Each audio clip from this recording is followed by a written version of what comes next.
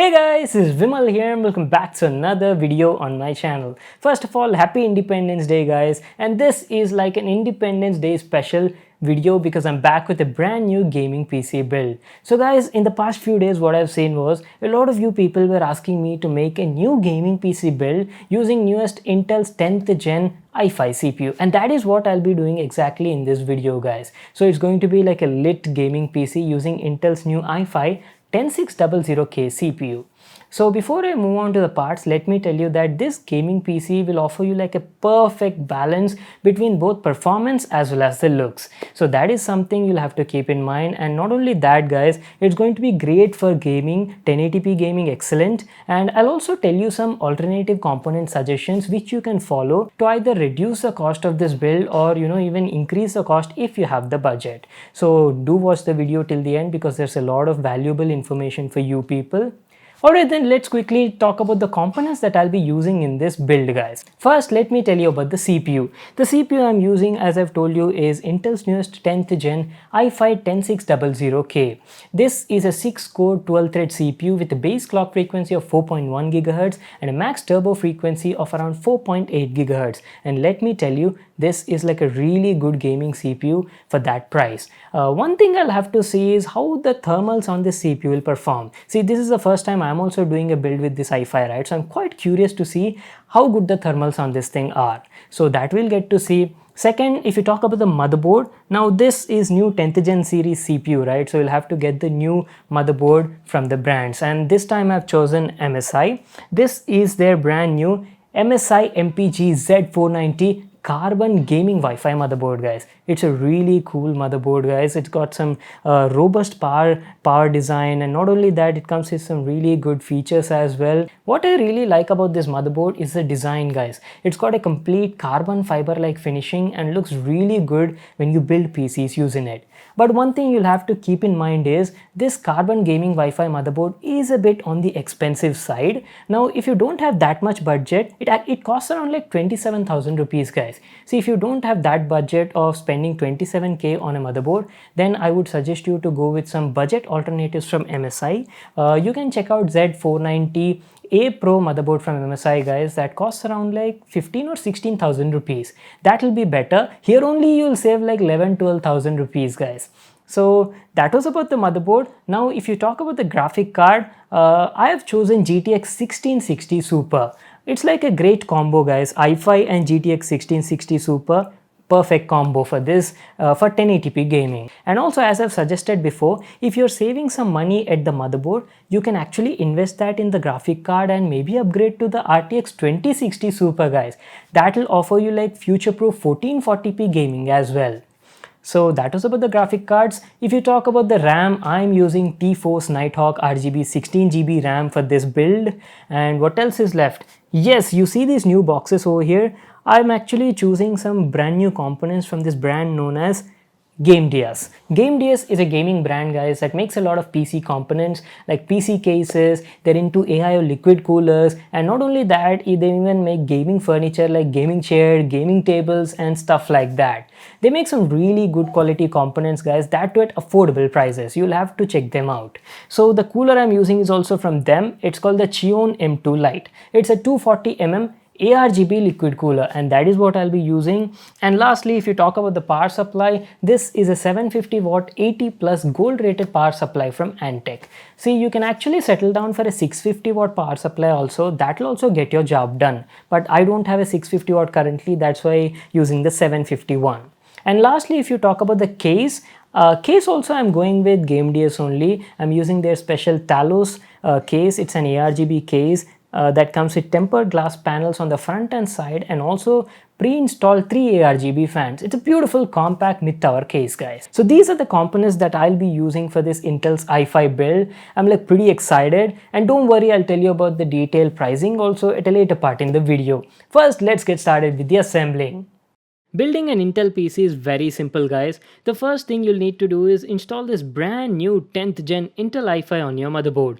Unlike AMD CPUs, Intel CPUs do not have pins on the bottom side, they only have gold contacts. Talking about the socket, the MSI's MPG Z490 Gaming Carbon motherboard comes with this brand new LGA 1200 socket, and this is how you'll need to install the CPU. Just open the lever and lift the bracket to expose the socket. Now take your CPU, and before installing, make sure to check and align the gold triangle on the CPU with this dotted mark on the motherboard. Once you do that, gently drop it like this. Now put back the bracket such that it goes under the screw and pull down the lever to lock the CPU in its place. A successful installation will pop out the plastic cover on the top. And that's it guys, we are done with the CPU part. Now let's install the RAM. We are going with T-Force Nighthawk RGB and using two 8GB RAM sticks clocked at 3600 MHz. So that sums up to a total of 16 gigs of RAM for this build. Just open the RAM slot lever, check for the direction and push it firmly until the lever locks itself. And there you go, we have successfully installed the RAM. What a beauty, right? Time to fix the motherboard in the case. The Gamdias Talos E2 is a compact mid-tower RGB PC case that supports mini ITX, micro ATX and ATX motherboards. Place the Z490 Carbon in the cabinet and align it such that all the cabinet spacers match with the screw holes on the motherboard. Now take some hardware screws that you get with your case and start fixing the board. As I always say, go in a zigzag pattern and don't over tighten the screws. Once you're done with that, time to move on to the next component, which is a liquid cooler. We are using Chione M2 Lite AIO from Gamdias, and as you can see I've already fixed the fans on the radiator and it's all good to go. We'll be fixing the radiator at the top side and the pump on the CPU. So let me fix the radiator using some screws provided in the box and I'll be right back to continue the video. So guys, radiator part is done, and before we install the AIO pump on the CPU, always make sure to apply some good quality thermal paste on the processor. If you want to know what paste I'm using, I'll just leave a link to that in the description box below. Now we're good to fix the AIO pump on the CPU, just like this. Place the pump and fix it firmly using the provided Intel mount bracket and the screws in the box. Lastly, tighten up these screws to finish the installation. We're almost done with the build. The only few things left are the GPU, SSD and the power supply. The GPU we are using in this build is GTX 1660 Super from Inno3D, and we'll be installing this in the PCI slot closest to the CPU. Just open the lever, place the GPU in the slot and push it until the lever locks itself. Lastly, let's fix the power supply. It's a 750 watt 80 plus gold rated PSU from Antec and goes in this PSU section of the case. There's a nice shroud in the case that helps cover the PSU and offers decent cable management. So what I'll do is I'll quickly install the SSD, connect all the cables and be right back to continue the video. Alright guys, I'm back and the build is completely done and ready to boot. Nice, that looks clean, right? But I actually faced an issue over here while assembling. It's a compact case, right? I couldn't fix the radiator as the T-Force Nighthawk RGB RAM was a bit big in size due to its aggressive design. So I had to replace them with this HyperX Fury RGB RAM, and that got my problem sorted. So let me quickly power it on and show you how this beauty looks like.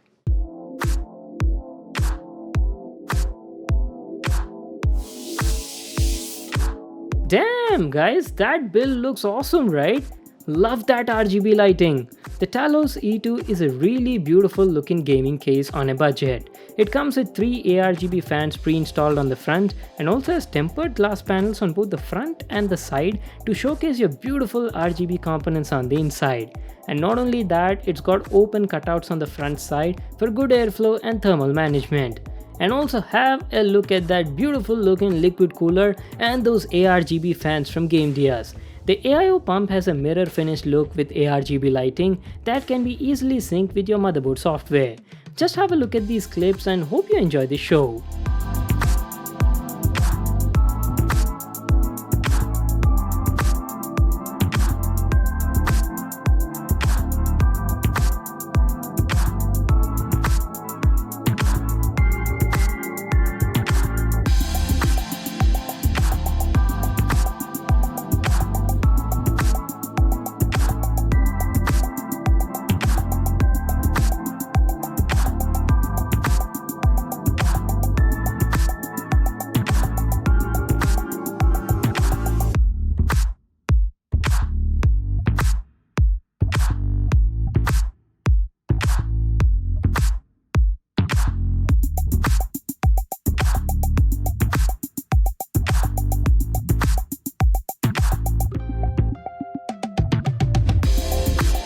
And this is a setup we'll be using for today. It's a full HD IPS monitor from LG and the peripherals are from Corsair. Links will be in the description down below. Alright, so let's talk about the performance. This build is powered by Intel's newest 10th gen i5 10600K. It's a 6-core 12-thread CPU with a base clock frequency of 4.1 GHz and a max turbo frequency of 4.8 GHz. See, if gaming is your priority, then this is the ideal choice of CPU for you on a mid-range budget. If you ask about the multitasking or the raw CPU performance, then to be honest guys, I've actually seen better alternatives for those in these sort of works. But do let me tell you that the i5 10600K has excellent overclocking potential, so there's still plenty of juice that you can squeeze out by proper tuning the CPU. Alright, let's jump into the gaming section and see how it performs. We'll be playing some AAA title games at 1080p resolution with the graphic quality set to maximum. First, let's start with GTA 5. You can monitor all the CPU stats at the top left corner of the screen. And by the way, I'm using a gamepad to play all these games. One more thing I'd like to mention is, see, most of the time I use these games only for benchmarking. Now that's because you can easily compare different builds on my channel and see how they perform on these similar games. So that will be a lot helpful for you actually. So guys, just sit back, relax and enjoy the gameplay. Get out that ride, homie.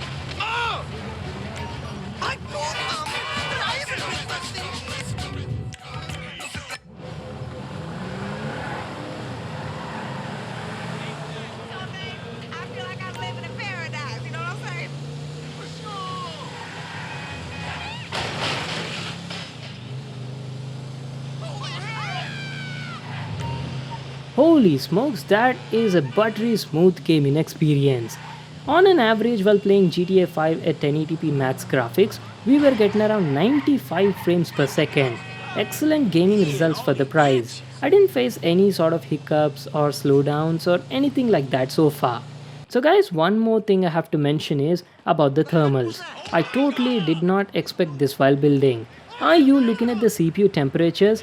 It was only fluctuating around 52 to 53 degrees centigrade, and the max I saw after gaming for straight 30 minutes is around 55 degrees centigrade. The i5 10600K was running very cool thanks to Gamdias Chione M2 Lite cooler. Also, here's an advice for you people. You can actually save some money by getting a 120mm AIO from Gamdias. See, you don't actually need a 240mm liquid cooler for this build. A 121 would be just fine, especially if you're on a tight budget. Now let's also play Doom Eternal at 1080p Ultra and check out the results.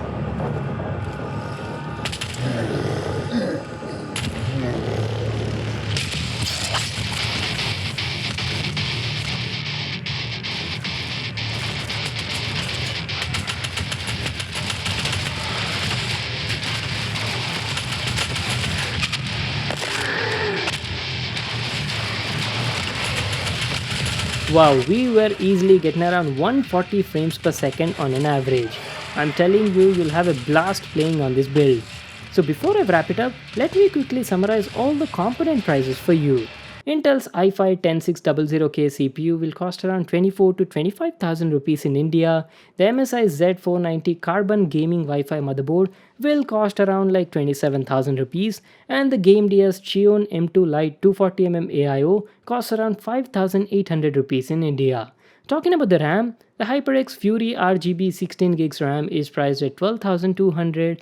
Inno 3D 1660 Super GPU costs 20,000 rupees, and Gamdias Talos E2 PC case is available for around 4,799 rupees in India. Lastly, if you ask about Antec's 750W power supply, that will cost you 7,600 rupees. And a 240GB SSD from any brand will cost you around 2,500 rupees. You can increase the storage as per your convenience. So based on this, the total budget of this build comes down to 1,03,899 rupees.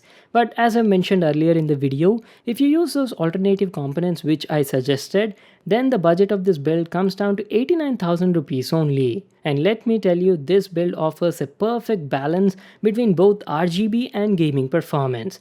Well, that's it for today. Hope you all enjoyed the video. Make sure to give it a thumbs up and subscribe to my channel for more awesome videos. And I'll see you all in my next one.